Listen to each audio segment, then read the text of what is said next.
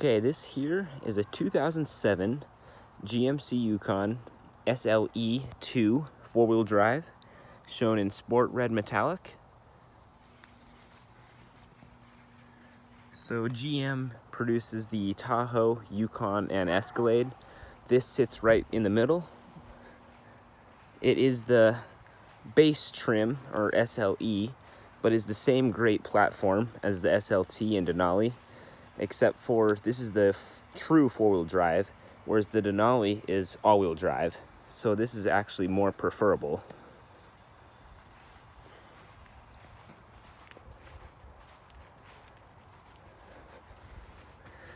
Here's a good look at the tires.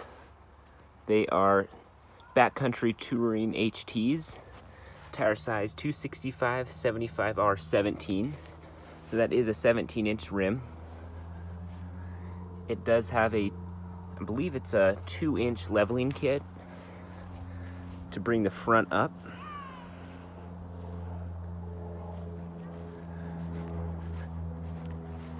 We'll just do a walk around here. You'll see it is the Flexfuel, so it can run on E85.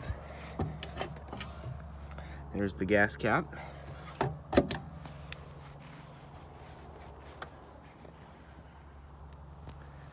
Here's the trailer hitch. This can tow up to 8,200 pounds because it does have the 373 rear axle. And it is a solid rear axle, so that's why it gives you such a high towing capacity. And it is on the half-ton frame.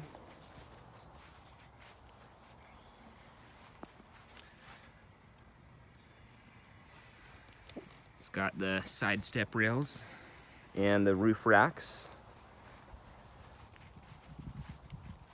Now the SLE2 gives you the fog lights, as well as some upgrades on the interior I will show you later. But right now, let's look under the hood.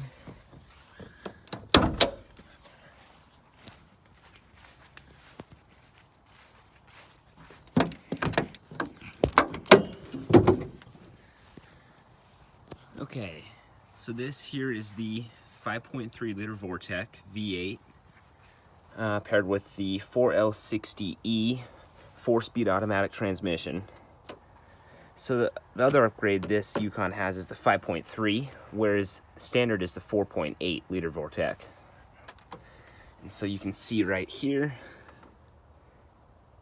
that is your 5.3. So this only has 128,300 miles, which is pretty darn low for this engine. I've seen many of these and have personal experience with them going far beyond 200,000 miles. So it's actually low mileage for what it is. Battery looks new over here. Pretty new. I guess it was from 2018. So just a 3-year-old battery right there. And it does have a brand new alternator that I personally installed myself after the old one went out. And the 4L60E transmission is one of the infamous transmissions. It's not the best, but I did have that fully rebuilt. That's the one other issue I had with this is 4th gear went out, but I had Mayfield transmission up here in Spokane, Washington. Fully redo it, and that was a $2,200 job. So that is a huge value. That'll at least get you another 100,000, 200,000 miles out of that. So there is that for you. Okay, I guess we will move on to the inside now. So here we're looking at the driver's side door panel. We've got power door locks, windows, and mirrors. See that here. There's the rear window lock. Moving on over. So you've got a nice little chrome kick plate there. Also got storage in here and a cup holder. Here is the tire information, and payload is 1,587 pounds. so not bad. Let's see, we got a little paint wear right there from people's shoes getting in and out. And this chrome does peel up and it can be sharp, so they're taped up. That's another common issue. Here we've got a little seat tear. But other than that, cloth seats are in really good, clean condition. And right here you'll see your automatic headlights, fog lights, and four-wheel drive. You got auto, high, and low. So it's pretty sweet. Auto is kind of like an all-wheel drive, but your 4 high and low, that's locked. So that's your 50-50. Up here you do see that common dash crack, as well as over by the airbag. But this did get the airbag recall, so that is up to date. I will hop in here. There's your turn signal stick with the rear wiper blade and spray, and the front wiper spray right there. Steering wheel, got your cruise control on the left, radio and hands-free Bluetooth on the right. Boom, volume behind, and the coveted column shifter for the 4-speed. And you got your controls for the driver information display. I will go ahead and show that now.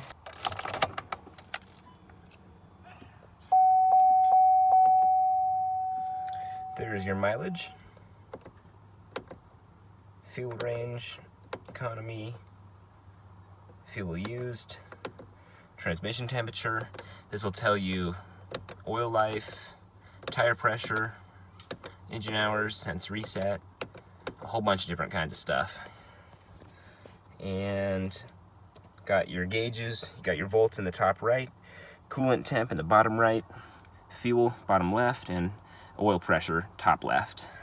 Of course, your tacho and your speedo. Moving to your center stack, you've got this nice design here where it's the low dash, so it gives you lots of visibility. And you got your radio with the 6-speed disc changer. You got your presets for radio stations. Let's see here. We've got our tri-zone climate control. So this is driver, passenger, and rear. I'll show you that later. We've got 2 12-volt power outlets right here. Traction control, on or off. And up here is the mirror. You can see it's got a little thermometer and compass in it. There's your Onstar. You've got mirror in here, mirror over there, and headliner is in great condition. This is a non-smoker. Looking down at your console, you've got the cup holders and storage area there. This is a brand new console lid and tons of space in here, and it goes even deeper right here. And you've got a USB port down in here, as well as a 12-volt socket right here. It's all velvet lined, so it's pretty fancy. And so this full console here is one of those upgrades that you get with SLE2 as opposed to the SLE1. So I will go ahead and show you around the other side. Actually, real quick though, here is the Reese aftermarket trailer brake controller. Parking brake right there. Oh yeah, driver's seat is power front and back, but everything else is manual. We'll just work our way around. Here is the second row. Here's the paperwork for the transmission rebuild. I'll show you rebuild transmission, and it does have a warranty transferable to the new owner. Seats are looking good. You've got cup holders right there. More cup holders down here. And then you've got your rear climate control. So you've got your fan, your mode, your temp, radio controls, 2 ports. There's a look of up front. You do have vents in the ceiling as well as on the feet. So if you hit this once, it'll fold down. Hit it again, and the whole seat will lift up. And the other side will do that as well. So I'll put this back, and we'll work my way around. So the back glass opens independently. There's a little button right here that'll open up, and you can see it's got that nice tinted glass. It's got the antenna built into this. It's all nice and cleaned up for you. And you can close that and then open up the gate. This is manual, but it does have spring assist. And so looking around, here's your third row. So these you can take in and out, or you can just fold them up. They can fold up like so, or you can put them down like so, or you can take them completely out. And you've got your tire jack in here, storage in here. You've got a 12-volt power socket right here. And we will be moving on to the passenger side.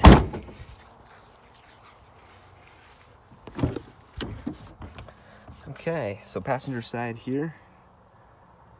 Same deal as the other side, except this is just the 60-40, I believe is what they call it. So you can have everything folded down and fit quite a bit of cargo in here. Just to show you that. So that's how you get easy access to the third row. We'll put that down and up. Just show you the floor.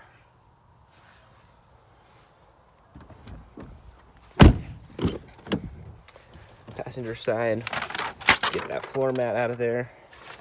You can see carpet underneath, brand new, no stains. Seat is looking brand new as well. Door panel. Check out the glove box. In here we've got my stuff. And then you got your Onstar booklet, owner's manual.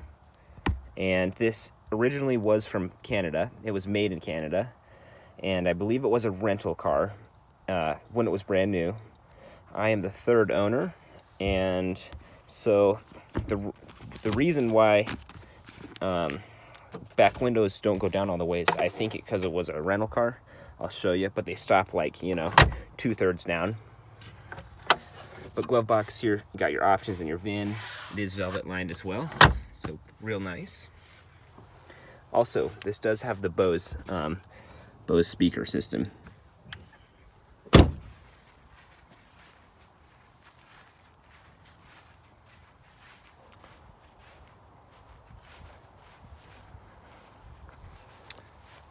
just show this right here.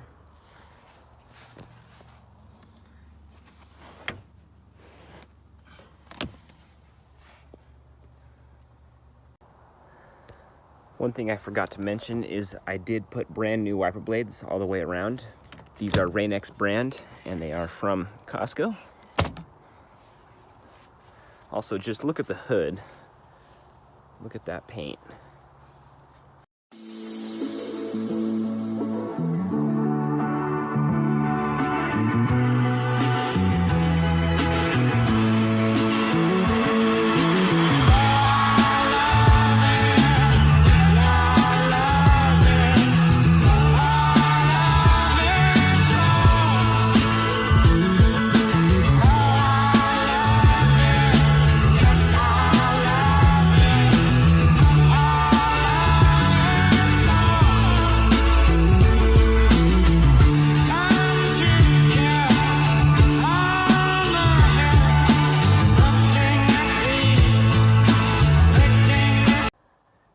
Just to show you what the startup sequence looks like.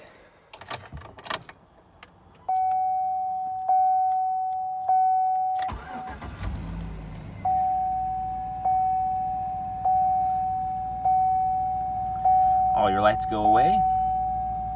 Volts kick in. Oil pressure kicks in.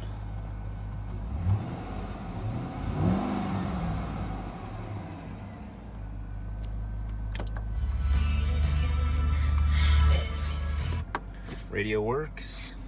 Air conditioner works.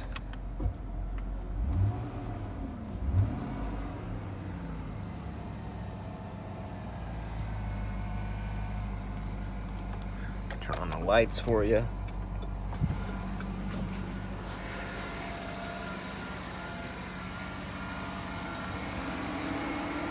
Everything works. Let me know if you have any questions. Okay, so here we are cruising down the street. Just cruising at about 25 miles an hour. This thing just drives so nice. The suspension on it is just glosses right over bumps. Starts a little shaky. I'm filming with one hand, driving with the other. So it's a little dark too because it's got tinted windows, the black interior. So it's pretty sweet though. Got the AC going. It's feeling good today.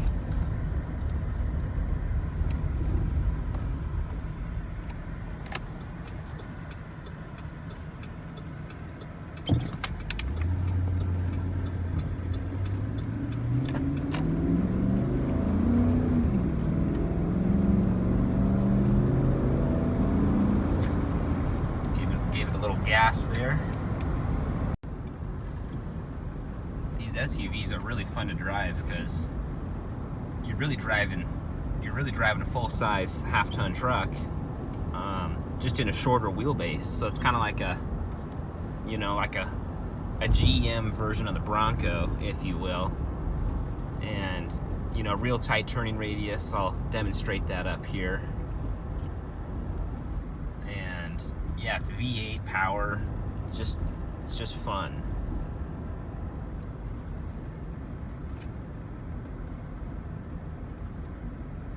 Take a right at the stop sign.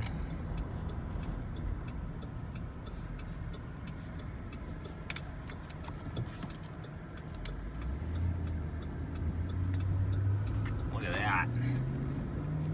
Just totally, basically whipped a U-turn. That's a very tight intersection. Take a right and head back up the hill.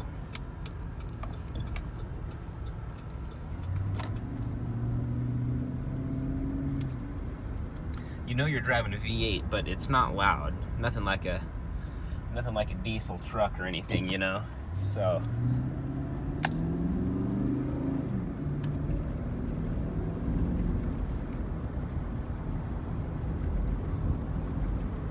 I'll punch it again going up the hill for you.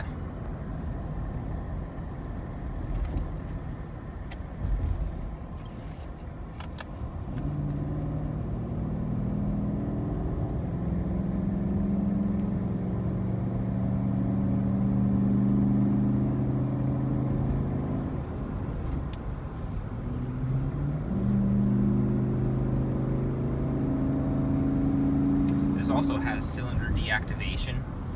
So when you're just cruising, on a flat road, it cuts down to 4 cylinders. You don't even notice, feel, or hear it. And then it doubles your MPG. So it's also a nice feature on these trucks.